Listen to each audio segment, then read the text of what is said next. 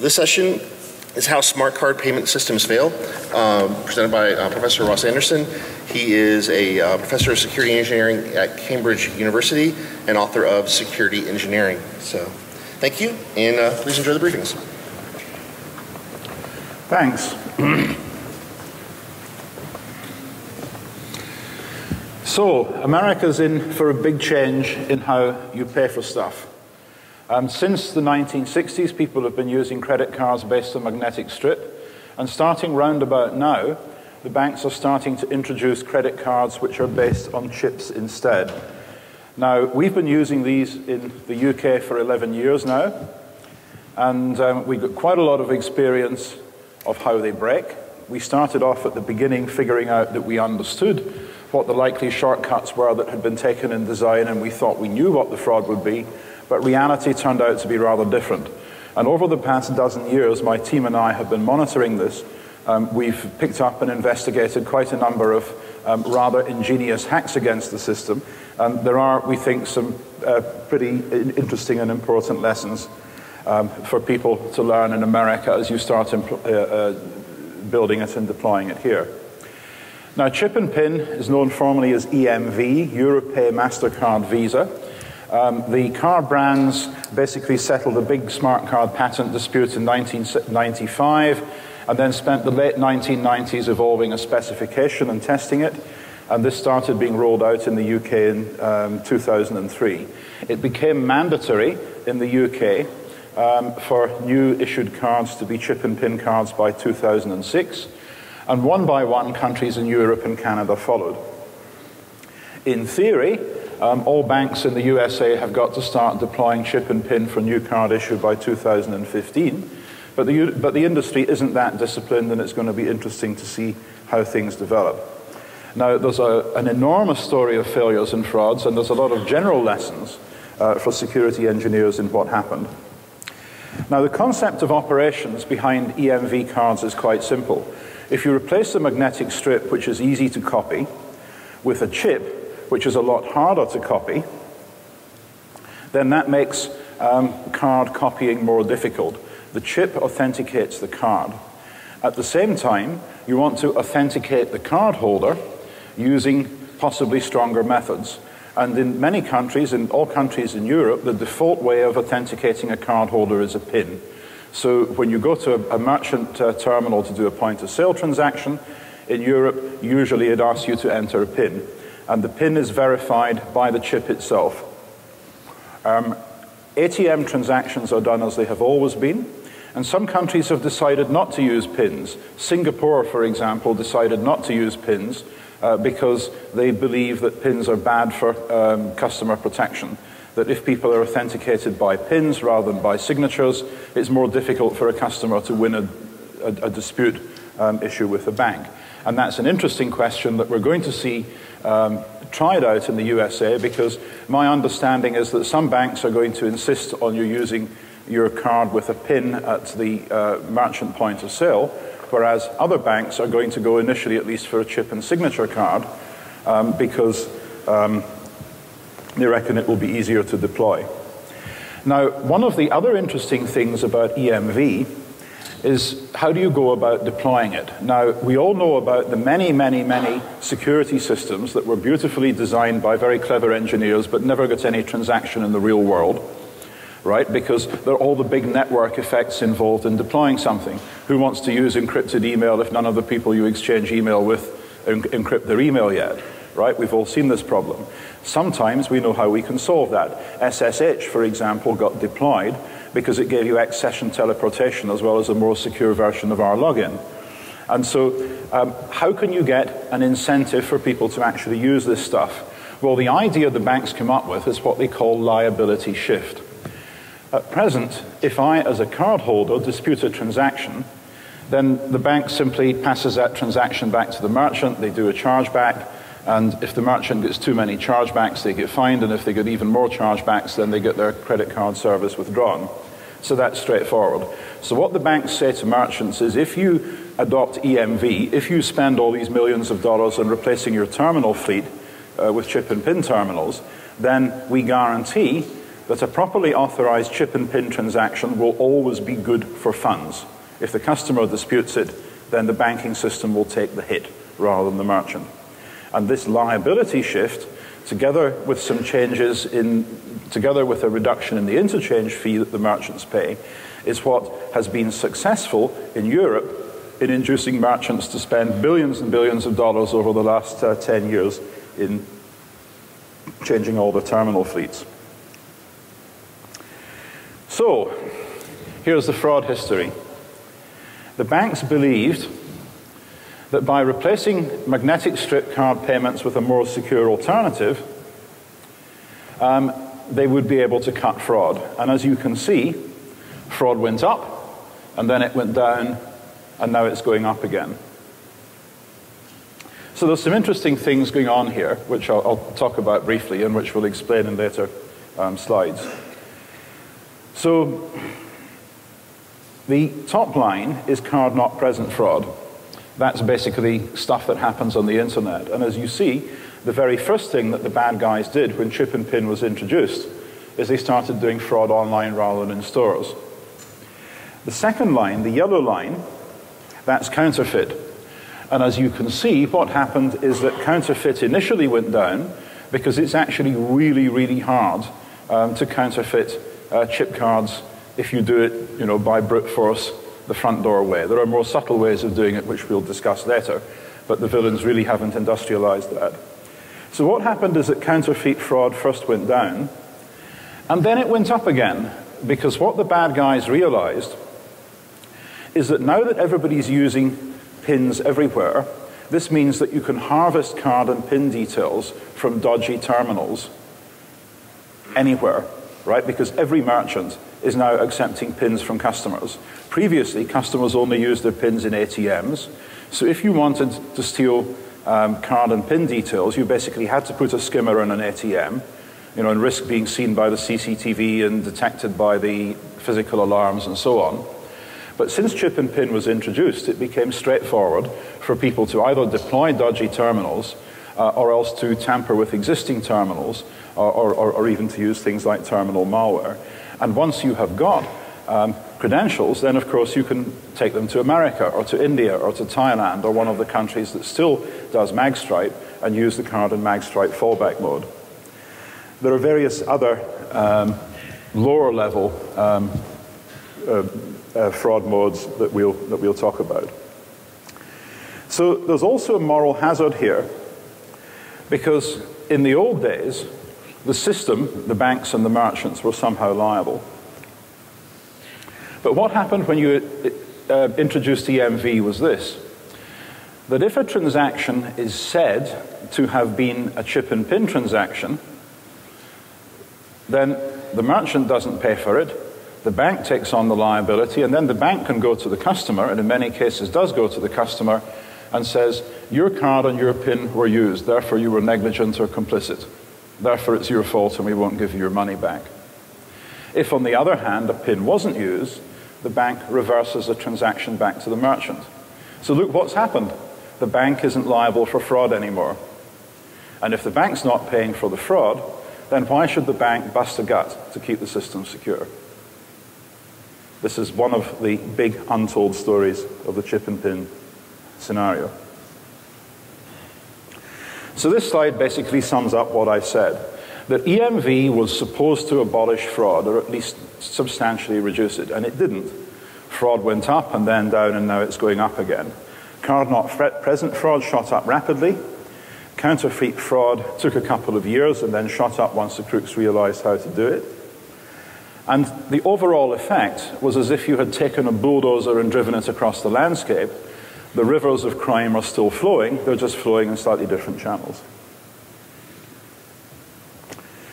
So, how might EMV be broken? Well, when EMV was first deployed, we went and looked at it from a technical security point of view. And a decade ago, for example, we were doing research in API security. If you have got a cryptographic hardware security module, then one of the ways that you attack it is that this security module has maybe hundreds and hundreds of different transactions. And so you stare at the manual for a few weeks until you find a combination of them that does something bad. And EMV made the transaction sets used by hardware security modules so much more complex that there were a whole lot of new API attacks. There was a transaction, for example, to encrypt a key to send it to a smart card. And it turned out that this was badly designed in that there was a variable length field which enabled you to locate the encrypted key block on any byte boundary you wanted, so you could guess keys a byte at a time, and then you could take master keys and encrypt them using this transaction to send to cards. And this meant that a dishonest programmer working in the bank could use the EMV apparatus to extract all the bank's cryptographic keys and thereby break the system. So hardware security module vendors had to spend some time working on that.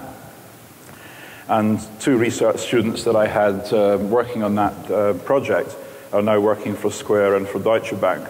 So, you know, there was some fun, but this was good academic knockabout stuff that got a couple of guys their PhD thesis and better jobs in the industry. This wasn't something that ended up, at least immediately, being used by the bad guys. The next thing that we thought about was the optimisations. Now, there's 2 types of EMV card, roughly speaking. There are cheap ones and expensive ones. The cheap ones, the static data authentication cards, only do DES or AES. And the expensive ones, the DDA cards, will also do RSA. Now, if you use a cheap card, that means that the smart card itself cannot make a digital signature. And this means that when it presents its credentials, it's simply presenting a static certificate to the merchant. This means that you can make up a forged card which will impersonate a smart card if the terminal is offline, because the only way that the merchant terminal can then tell whether you've got a genuine card is if it performs a cryptographic operation with the card and then sends it to the bank for checking, because cheap smart cards, SDA cards, simply have a triple DES key which they share with the card issuing bank. Now, I'm going to describe the protocols in a later slide, but at the conceptual level, if you don't have public key capability, then forged cards will work in offline. And people worried at the start that this would be something that would be easy for the crooks to do. And there were 1 or 2 cases seen in France, but the amounts of money were trivial. They were just in the hundreds of thousands of dollars. And so the industry heaved a big sigh of relief, and hey guys, we don't actually have to start shipping expensive RSA smart cards anytime soon. So again, the attack that you expected in theory didn't happen in practice. Next, what about a false terminal? Back in 2005, a couple of my research students got one of these terminals and they took all its guts out and replaced them with some hobby electronics. And as you can see, this terminal is playing Tetris. And if you search on YouTube, you can find the video of this thing playing Tetris. Chip and pin terminal playing Tetris should get it. And we did this in order to emphasize that it was possible for people to build entirely false terminals or to buy genuine terminals from eBay, gut them and replace the electronics with something that would capture cards and pins from victims. And we did see a bit of this later on, as I'll describe. However, what you can also do is something a little bit more subtle, and this was an attack that we also thought of at the beginning, to do a man-in-the-middle attack on a remote terminal in a merchant selling expensive goods. So how this kind of attack works is as follows. I build a parking meter, right? And I put some of these parking meters in a vacant lot, and you come up with your car, and you want to park, so okay, it's £3 for 2 hours, so you put your chip and pin card in, right? And as you put your chip and pin card in, an alarm goes off in the headphone of somebody standing at Helsinki airport, and he goes up to the cash machine and takes out 500 euros, doing a real-time transaction against your card. Is this doable? Well, it's perfectly doable. We did a demonstration. We did it on TV. We got 2 students, one with a dodgy terminal in a cafe, and the other with a laptop in his backpack and a card wired down his sleeve. And as the victim went in and used the terminal in the cafe, one of the students went into a bookshop and bought an expensive book. So this is a good proof of concept, but again, did we see this in the real world? It might be tempting, you know, because people buy very, very expensive stuff using chip and pin cards. right? The banking system in Europe is now completely relaxed about people using their bank cards to buy cars. That's now the default way of buying a car in Europe, is just using your bank card, a full 40,000 bucks or whatever in one transaction. And if you're really rich, you can go and buy yourself a Learjet. You can go and spend $8 million on an airplane in one card transaction. So surely it would be worthwhile doing targeted attacks on high net worth individuals using this. Cool. Well, we haven't seen it. It was a great student exercise. It made a great movie. And again, you can find it on YouTube. But it seems never to have happened. So what did happen? Well, the first thing that happened was back in 2006, 2007, some bad guys went around Shell petrol stations in the UK, and they said, "Hi, we're the pin entry device maintenance engineers. We've come to do maintenance on your terminal." And so they took the chip and pin terminal and they did some maintenance on it, and they had, chatted very cheerfully to the petrol station operator. And hundreds of thousands to millions of pounds were stolen from cardholders, and the terminal vendor, Trintech, actually went bust, right? Because Shell had to reverse all its filling stations to using the manual addressograph machines. Remember the old zip-zap machines? They had to fall back to that for months and months and months while they went out and bought new terminals from another supplier. So that was a big deal. And then we started seeing a whole host of wiretapping attacks against BP garages. And in the UK, many of the BP garage franchises are owned by ethnic Tamils, and so there was a scare story in the press about how the Tamil Tigers, a terrorist group in Ceylon, was using this to harvest operational funds. And what was actually happening here was that guys would put a wiretap on the line that went from the pin entry device to the gateway in the branch, and that would get them the clear text of the transaction, since the pin entry devices don't actually encrypt their traffic to the bank. And they would then either use the CCTV within the branch or else install a video camera in one of the ceiling tiles so that they would be able to capture the pins that the customers entered. And this got detected, in fact, when a policeman in Phuket in Thailand noticed a chap using white plastic in a cash machine. So he arrested this guy, and he was offered on the spot a bribe of $35,000 to let the guy go. But being a dutiful police officer, he refused. And so at this guy's hotel room, they found a suitcase with over 3,000 white plastic cards that had been encoded with the details of UK cardholders that had been stolen from BP garages. And eventually the police found a Mr. Patel in Croydon, whose garage contained exactly the sort of equipment that you find in our own tamper lab at Cambridge. So this is what was going on. So how did they get away with it? Well, in the later stages, what the bad guys were doing was putting wicked electronics inside the pin entry device itself. So in EMV, the pin entry device, that is, the chip and pin machine that you see on the retailer's counter, is supposed to be tamper resistant because firstly you enter your PIN at it, so that's sensitive information which should be protected, and second, you get the cardholder credentials, your account number, CVV, certificate, and so on, flow from the card in the other direction. And so if you can wiretap into the pin entry device, you can get everything, right? If you simply wiretap into the shop network, you don't get the pin because the pin goes from the pin entry device to the card where the pin is verified.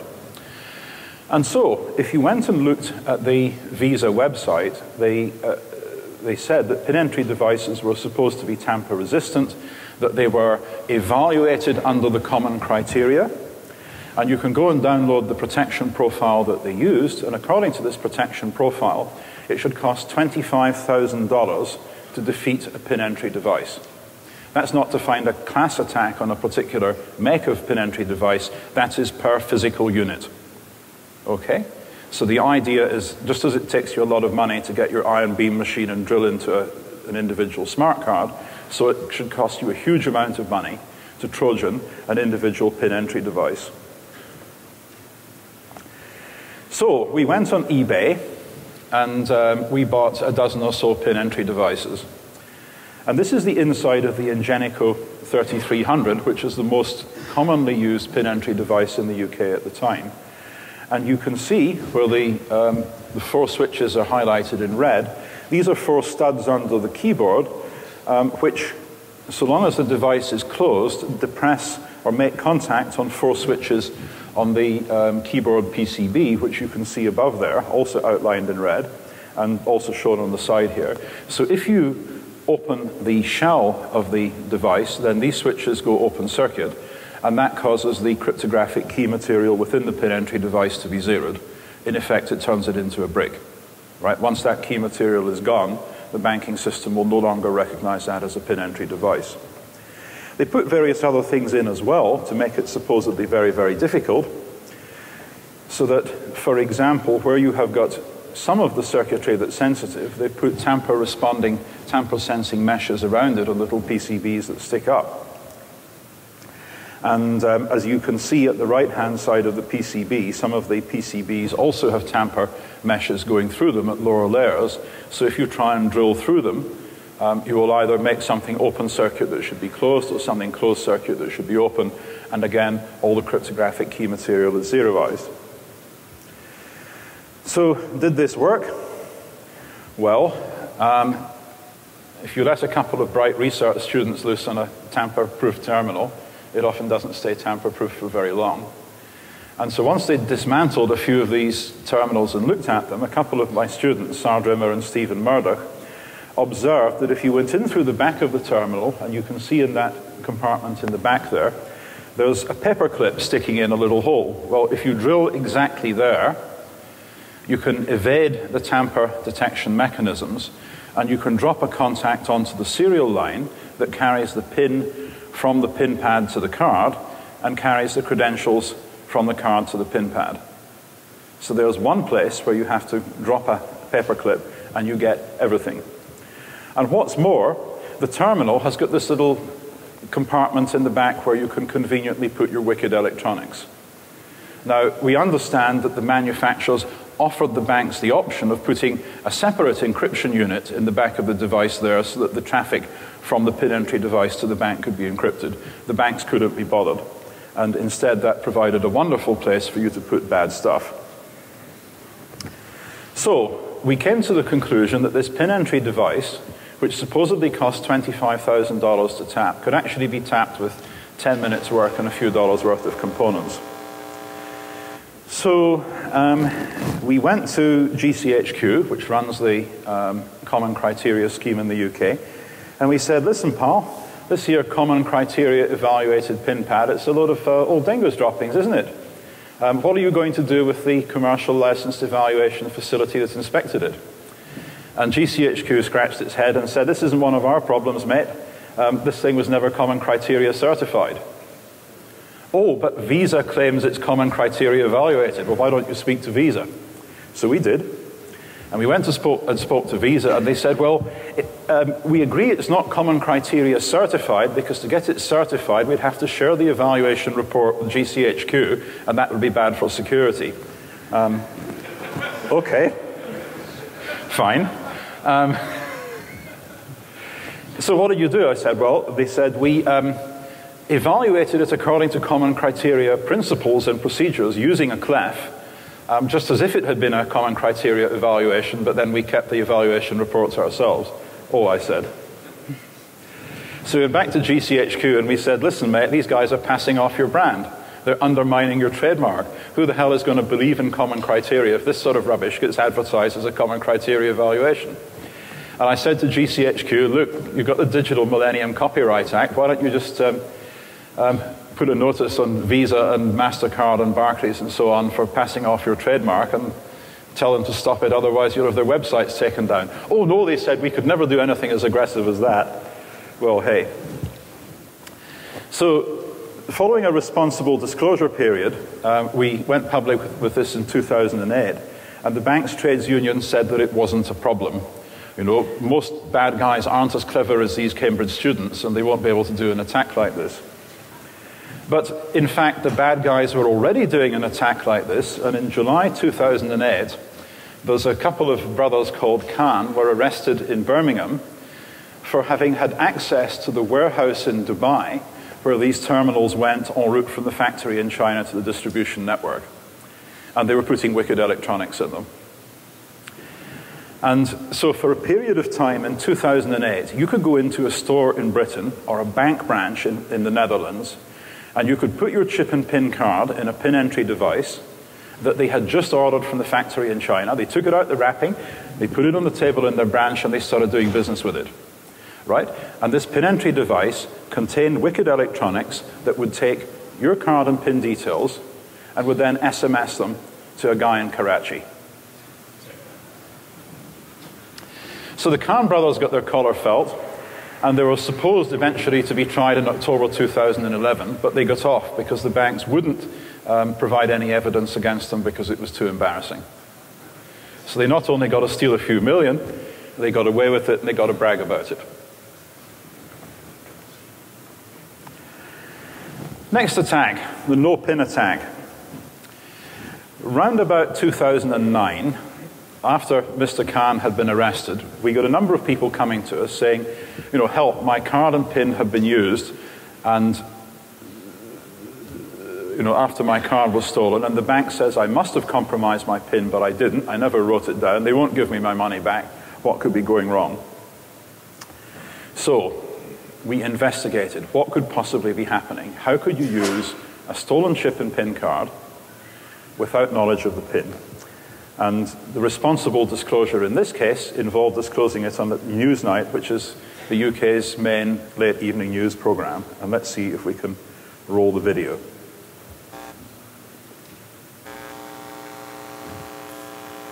We will stay with the question of money because most of us don't think twice about paying for something in a high street shop by keying in our PIN. It's easy, it's fast, and in most cases it works. But scratch a little under the surface and there are persistent reports of people who say they've been the subject of fraud of one kind or another on their credit card or their debit card. Now a team of computer scientists at Cambridge University has found a flaw in chip and PIN so serious they think it shows that the whole system needs a rewrite. Our science editor Susan Watts has the story. We have to question the entire architecture that surrounds chip and PIN. It really is time for a closer look to be taken at this whole area. But this flaw is really a whopper. Well, we think this is one of the biggest flaws that we've ever uncovered, that has ever been uncovered against payment systems. And, you know, I've been in this business 25 years.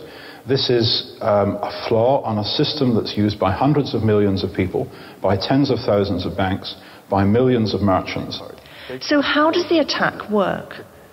Essentially what it does is exploit a flaw in the chip and PIN system that allows the terminal to think that a correct PIN was entered and the card to think that a signature authorized the transaction.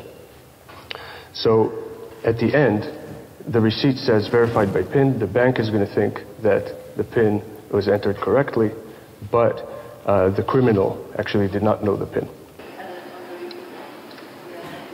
Cambridge University gave us permission to see if the attack works in real life. The team set up in one of the university's cafeterias. We obviously don't want to give out too much detail, but in simple terms, SAR is hooking up the stolen card to a chip. This is controlled from a laptop and runs software written by the team. All of this is hooked up to a fake card which slots into the actual shop terminal. The kit wouldn't have to be this big. The team's already working on miniaturizing it into a unit the size of a remote control. SAR has a trick up his sleeve. His dummy card has a concealed cable running up his arm to the kit in his backpack. So will it work? Hi. He doesn't need to know the actual PIN from the stolen card. Any combination should do. The stolen card is getting a message that the purchase has been authorized by signature. This mismatch should allow the transaction to go ahead. And yes, it does. The printout states it's been verified by PIN. In fact, SAR tried a handful of high street debit and credit cards, keying in 0000 as the PIN, and it worked every time. So is this attack happening in the real world? The Consumers Association thinks chip and PIN has helped to bring down instances of card crime, but many cases remain unexplained. It's very difficult to quantify exactly how big this problem is. What we do know from our investigations is that, say, around 14% of consumers on a representative basis will have said that they have suffered some kind of financial loss which they believe is through fraud. The percentage of that which is actually from this type of potential problem with chip and PIN is something that's a lot less clear. What we do know is that we do have cases that are brought forward from individuals which seem quite persuasive.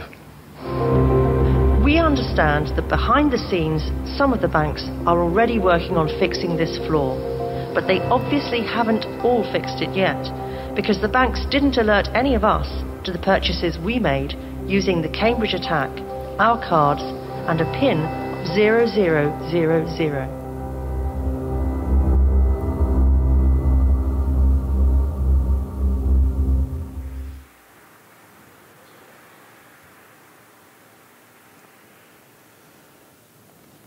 So that's, in theory, a pretty simple attack. You just put a device between the card and the PED, and you tell the PED that the card accepted the PIN, and you tell the card that it was a chip and signature transaction. Now, it is possible to detect that this attack went on if you compare in detail the logs produced by the card with the logs produced by the PED, because they have different flags set in the various clusters of bits that get reported back.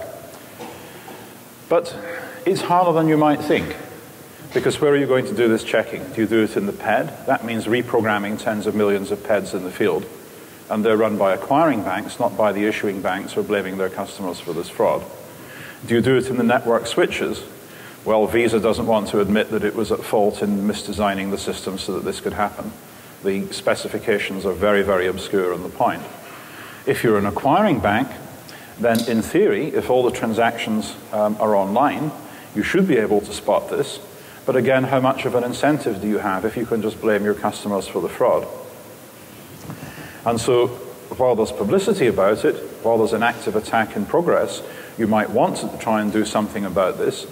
But the problem there is that if you turn on strict checking in your system, then it causes a very high rate of false alarms, because payment services networks are as crafty as every other artifact that people like us build. They've been pulled together with string and sealing wax until they only just work. And there are lots and lots of kludges that have been put together to make things work. And so with strict checking, you may end up finding suddenly that you can't accept any transactions from Egypt or Hungary or China, for example. And that's just too painful. So if you're not aware of transactions in progress, then it's simpler to just not fix it. So let's look again at how this happens. A normal EMV transaction, the card sends the card details and a digital signature on these details to the PIN entry device. The merchant then gets the PIN entered by the customer and the amount of the transaction and other things that describe the transaction. And then the card sends back a signal which says the PIN is okay, yes or no, and an ARQC, an authorization request cryptogram. The merchant terminal then sends the transaction with the cryptogram to the bank, which then says basically yes or no. It checks the cryptogram, it checks that the cryptogram was computed using the triple DES key that was installed in that card, and it checks that there are funds available, that the card wasn't reported stolen, and so on and so forth. So all you have to do is basically erase the PIN from transaction number 3, and that's basically 3 lines of code, and the attack then basically runs from there. So all you need to do is to find a simple, compact, and reliable way of filtering the transaction between the card and the PIN entry device. And that's basically that set out in diagrammatic format. So what happened? Well, as I mentioned, after we revealed this on TV in February 2010, there was some activity in the banking sector. The banks said initially that this was an industry problem rather than their individual problem. One of the UK banks, Barclays, started blocking it in July 2010. They actually sent their suppliers over to meet us. There was a firm from Chicago that was actually writing the relevant software, come over and sat down with us and discussed options. And so for a period of almost 6 months, if your card was issued by Barclays, then you weren't vulnerable to this attack. But when we checked it again in December 2010, we found that in the run-up to Christmas, the defenses had been turned off. We believe simply because it was costing too much business in terms of false alarms. The real problem here is that the EMV specification has become vastly too complex. There's 4 big volumes that we worked with, you know, something like 1,600 pages of specifications. And then there are individual national specifications which describe the local hacks that various banks have put onto the EMV spec. And the information that we needed to implement the no-pin attack was gathered, you know, was available, but it was in about 16 different places scattered throughout these 4 volumes. And the 4 volumes were more or less a documentation of the system that they'd eventually got working. It wasn't in any sense structured. There wasn't a clear description at the beginning of what they were trying to do, about what their threat model was, about what their security policy was, about the attacks they'd considered, and what the various mitigations that they had designed to deal with that. What's more, the banks had set up a company, EMV Code, that was jointly owned by Europay-Mastercard and Visa, which designed this in the 1990s. But once their job was done, they appear to have, you know, no longer very much in the way of either political clout or technical expertise.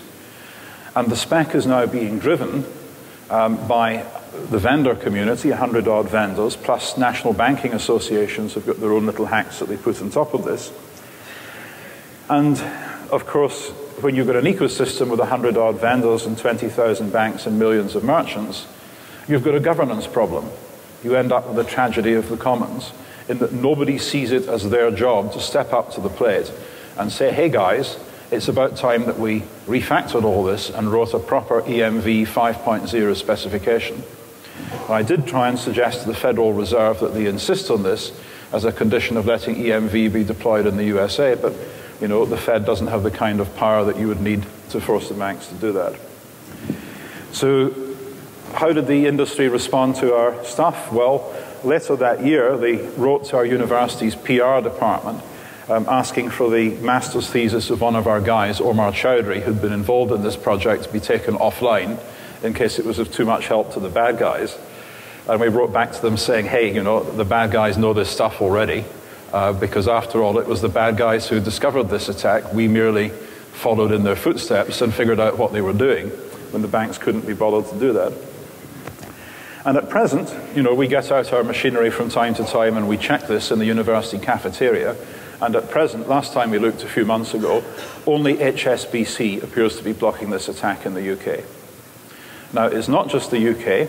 There's a case that's been dragging through the courts in France for about 3 years. And what happened there is that some guys got stolen EMV cards from high net worth individuals, and they put individual electronics, little components in the card, and I'll show you something similar in a few slides' time, to implement this attack. And they managed to steal hundreds of thousands of euros. And the guys in that case have been tried, but the trial is currently at appeal, and so the relevant materials are sealed. So this is a real attack, and it's a protocol failure, and it's one that should have been detected at the start if people had been systematic about specifying what they were doing and why. It's a really, really trivial attack to spot if things are written down properly. But it's one that people overlooked because there isn't proper documentation. Other things. Another problem that we then came across is with the card authentication protocol. You remember from the graph that the initial response to the deployment of EMV was that we got a huge spike in MOTO, mail order, telephone order, online stuff. And so there was a push towards mechanisms that can be used online for online merchant transactions and in online banking. And one of the things that's been deployed in the UK is the card authentication protocol. Here, you've got a little calculator, and you stick your bank card in the calculator, and the calculator asks for your PIN, and it then may ask for a challenge that your bank has displayed on your screen, or it may just generate a one-time authentication code that you use to log on to a system. It can even work out a message authentication code on some transaction data for you. Now, this sort of thing has been around for, the first one was the Raycal watchword in 1980. And in a good design, what you do is you put in your PIN plus the challenge on which you want to compute a response, and the card then uses its key material to compute a response. Even if the PIN is wrong, you just get the wrong response. But the implementation failure that EMV did is that the card first tells you whether the PIN you entered is right or not, and then it enters the challenge, and then it computes the response. Now, millions of these devices have been manufactured and put into general distribution. Banks like HSBC and the NatWest hand these out to many of their customers. And this means that if you get mugged at knife point in London now and you hand over a chip and PIN card, the nice young gentleman can ask you what your PIN is, and he can check it on the spot with his CAP device. And if you give him the wrong PIN, then he might, for example, cut your ear off and invite you to try again. And this is, you know, not always a joke, because we had a couple of students a few years ago got basically tortured to death by robbers. So putting in the hands of millions and millions of people the means to check bank PINs is not a good idea. In the old days, the bad guy would have to frog march you to an ATM. Now he can check your PIN in the back alleyway where he mugged you. The next problem that you have is that if you're going to use your chip and PIN card to log on to an online banking system, then presumably what you're trying to do is to prevent phishing attacks. Are there interesting things that you can do to defeat this as a protection mechanism? Well, it's pretty suspicious if somebody puts up a phishing page which asks for your bank PIN. But what happens if they simply ask you to do a transaction with your CAP reader when they present stuff to you with a man-in-the-middle attack? Well, it looks perfectly normal, and so you've got what appears to be a stronger means of protection, but actually ends up as something that dumps liability on you. And there's another thing that can go wrong as well. Again, this is not something we've seen in the wild, but something that we've demonstrated. You can do CAP attacks through wicked shops, because some banks, but not all, implemented the EMV system in such a way that if I'm a bad merchant with a Trojan chip and PIN terminal, and you come to me with your bank card, I can not only do an EMV transaction to pay for your coffee, I can also then get my terminal to pretend that it's a CAP reader and to get a few authentication codes from you to authenticate your next few bank logons. And if I can then somehow, for example by social engineering, find out other relevant information that I may need to access your online bank account, then of course I can go online and pretend to be you. Now, we haven't seen this in the wild yet, because the sort of things that people like Zeus do with man-in-the-middle and man-in-the-browser attacks are easier. But again, this is an example of how poorly implemented stuff can give just the appearance of security. And the curious thing is that some banks implemented their CAP system in such a way as to be vulnerable to this, such as Barclays, whereas other banks, such as the NatWest, didn't. And it was all a matter of, I suppose, luck, you know, the way stuff ended up being written, because I'm sure that nobody actually tested this. Now, the final attack that I'm going to discuss is EMV and random numbers. This is what we've been doing most recently. And what's basically happening here is that a high-level view of the EMV protocol is that the terminal sends a random number n to the card along with the date d and the amount x. There's a lot more stuff, but abstracting away what's relevant for this attack, this is what's happening. And the card then computes the authentication request cryptogram, the ARQC, on n, d, and x. So what happens if I could predict the random number n for the date d? The answer is that if I have access to your card, I can pre-compute an ARQC for amount x and date d. Okay? So random numbers matter. If random numbers are weak, or if they can be manipulated afterwards, then there's an attack on the system. And how we discovered this was that a guy, Mr. Gambin, came to us. He's a Maltese, and he'd been on holiday in Mallorca. And he went and ate at a restaurant that is suspected of having been owned by organized crime. And the following day, on the 28th of June 2011, 4 transactions appeared at a nearby ATM against his account, and HSBC duly paid up and then held him liable for the funds. So he disputed this, and we got the transaction logs. And if you look at the right-hand side there, you can see what the random numbers are that are generated by the ATM. F124, 6E04, F124, 1354. And hey, this looks a bit like a counter, doesn't it? You know, it looks like, in fact, when you look at a number of more such transactions, it looks like a 17-bit constant followed by a 15-bit counter that cycles every 3 minutes. So what we then did was to run some tests. And so we went and bought 3 ATMs on eBay, which was an interesting experience.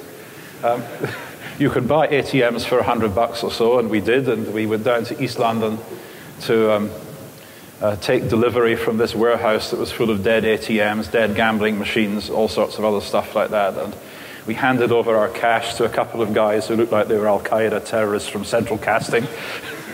Loaded this ATM into the van and went back to Cambridge, took it to pieces, disassembled what we could, found all sorts of strange stuff, but we didn't actually find the random number generator. So what we then did, following what the criminals in France had done, was to put some electronics into genuine bank cards. So here we have got a genuine working bank card that was issued to one member of our team. And what we've done is to instrument it with a CPU and some extra memory and 1 or 2 other glue components so that we can take a log of all the transactions that it does. And this enables us to log with great precision all the bits that went into and out of the card as it does a transaction with an ATM, and get a high precision timestamp on them. And our modus operandi was then to go to an ATM and do a dozen balance inquiries one after another, followed by a small withdrawal of £20 or so. And this enabled us, for one ATM after another, to go and get good data on what the random number generators look like. And what we found is that about half of ATMs are using counters. But the counters are mostly going fairly quickly, and so it would be rather hard to exploit. It's possible but difficult. Again, it's one of these academic attacks that you don't actually see in the field. But what we have seen, and this we described in a paper which appeared at IEEE Security and Privacy in May, what we have got since then is a live case. And what happened in this case is that a sailor, a British sailor who works on the Med, went ashore to have a party, and he went to that fancy street in Barcelona where they've got all the lovely tapas bars, and he went into a bar and he spent 33 euros on a round of drinks. And the terminal appears to have recorded, to have done not just one transaction, but 10 anticipatory future transactions, because thereafter, every hour on the hour, the terminal dunned him for 3,300 euros. And these transactions were filed through 3 different acquiring banks. And in one case, the transaction appears to have been sort of repeated because you've got 2 transactions with the same application transaction counter. Because in addition to the random number generated by the PIN entry device, there's a counter generated by the card itself, which is also supposed to make transactions unique, and sometimes if it fails, this is good forensic evidence. So what appears to be happening here is that rather than going to the trouble of predicting the random numbers that you'll get at a particular terminal, you simply Trojan the terminal, or you get the terminal to save up future transactions for its future use.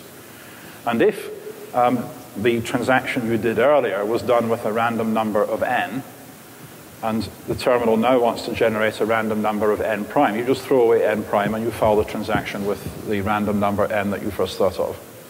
And this works. What's the significance of this?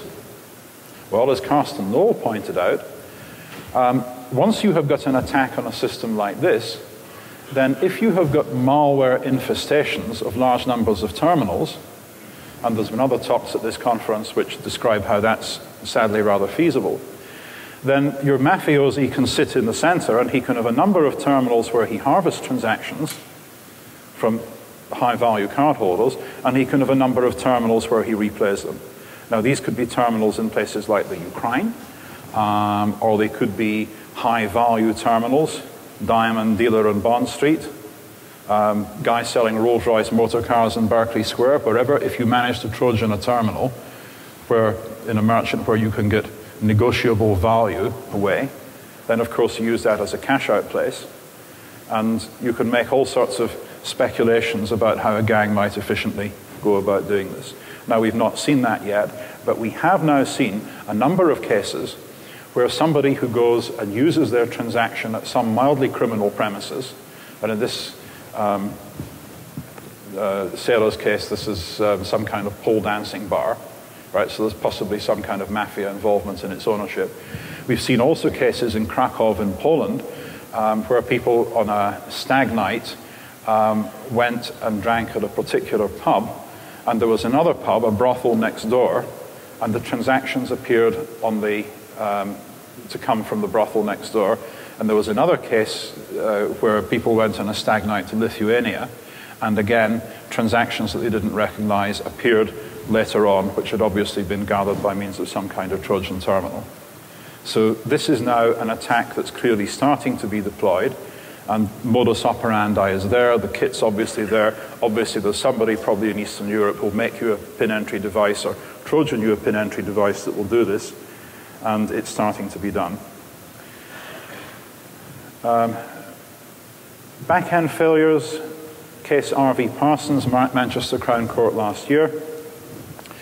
Another vulnerability with EMV is that authorization and settlement are different flows. So what Parsons did was he opened a number of bank accounts, and he'd put, say, £5,000 in a bank account. He'd get a chip and PIN card. He'd send his guy out to John Lewis or whatever to buy a big TV, you know, £4,000 transaction on the card. They would then get the receipt, which showed all the data pertaining to the transaction, the time, the serial number, and so on. And Parsons would then go online from his computer and pretend to be the merchant, and he would reverse the transaction. Now, the reversals weren't authenticated, so he could go into the bank system, and he could make that card good to go out in an hour's time and buy another TV, and another TV, and another TV. And there was an interesting trial last year at Manchester Crown Court. I was one of the defense experts, and the banks said he'd stolen 2.5 million, and my joint expert totted up the numbers and found it was 7.5 million. And so our barrister had fun with the bank witnesses saying, and tell me, Mr. Bank, the extra £5 million that Mr. Parsons got away with, did this come from the account of the merchants or from the accounts of ordinary cardholders like Mr. and Mrs. Durer? The trial was ended in a funny way when Mr. Parsons decided to become a fugitive all of a sudden, and so the jury didn't get a chance to return a verdict in that case. So anyway, this is the sort of thing that goes on. I'm beginning to run out of time, so I'll move to the last couple of slides. I think that one of the things we have to think about, and which academic security researchers are prone to forget about, is that this is to a large extent about how attacks scale. If you've got something like the man-in-the-middle attack, then a couple of students can implement this in a few weeks, and you can demonstrate it to a TV journalist. You can get a good 5-minute video shot, and it's all good fun for everybody involved. But how do you go about industrializing that? You really have to have a high-value target and a well-thought-out scenario, and there may be better returns on your time if you're a crook. And then there's the medium-scale stuff where a gang of crooks can take a few million before they get caught, the no-pin attack in France, for example. And then there's the large-scale stuff, which scales to 9 or 10 figures and forces industry action. And so far, most of the attacks that we've discussed and that we've seen in the field are medium-scale attacks. What large-scale attacks could happen? Well, if you had a real malware infestation in the EMV protocol fleet, that might be a big deal. You might be able to contain it using analytics. I don't know. Are any of the analytics firms working on that? I suspect not. Maybe it's a possibility, something that's worth thinking about. What does EMV hold for the USA? Well, the effects of liability shift here might be mitigated by the fact that in America you generally get better consumer protection. Reg E for credit cards, Reg Z for debit cards, and of course the Fed. Second, many cards here propose to use chip and signature, and there you're just getting the technical counterfeiting protection that you get from the card. You're not getting the liability shift, and Singapore went down this route. And so we're about to see an interesting natural experiment. If you end up with 100 million Americans using chip and PIN and 100 million Americans using chip and signature, then it's going to be very interesting in 3 or 4 years' time to look at the fraud statistics and the statistics of consumer complaints. And that should teach us all quite a lot.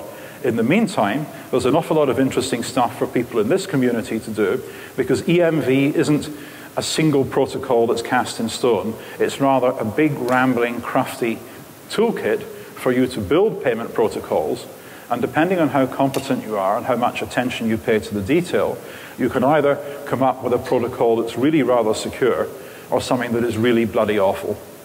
And this applies not just to the mainstream protocol, but to the various things that get bolted on the side, such as using EMV cards as authentication tokens in online banking. Broader lessons: governance at global scale is hard. Nobody is a big enough bull in this kraal to push everybody else around, not even the Fed. And EMV code's largely been superseded by vendor lobby. Another is that featureitis can break anything. Once people start using EMV for all sorts of new platforms and products and protocols, it's going to break again and again and again. The security economics also matter. Issuers and acquirers have different interests, even if they're departments of the same bank. The acquirer wants to get as many merchants as possible, and the issuer is the person who ends up carrying a lot of the cost of fraud, but the issuer isn't the person who's in a position to dictate exactly what systems the merchants use. No one represents the poor consumer, except perhaps, in a half-hearted way, the Fed or the other regulator in your country. So what's the key to building such systems better? Well, proper documentation, breach notification, responsible vulnerability disclosure all help. The approach we're taking in Europe with our NIS directive, whereby breaches simply get reported to national intelligence agencies, is not helpful, because national intelligence agencies simply do not care about retail-level fraud. They've got other concerns. And so long as governments put their capable geeks in places like the NSA rather than in the Fed, you can't expect governments to be the first recourse for solution to problems of this kind. So, an awful lot of interesting history, an awful lot of fascinating attacks, a lot of lessons. The preplay attacks in our 2014 Auckland paper. The no-pin attacks appeared in Auckland in 2012. We've got a blog, lightbluetouchpaper.org, where we publicize all sorts of new attacks that we get up with from time to time. I've got a page at my homepage on all the stuff that we've done on fraud, which pulls together all the material that we got in banking security. On the security economics side, the workshop on economics and information security is the annual event for people interested in this. And the next edition will be in the Netherlands in June 2015. And finally, there's my book, Security Engineering, A Guide to Building Dependable Distributed Systems, which gives a whole lot of the background to this and is available free online. Thank you.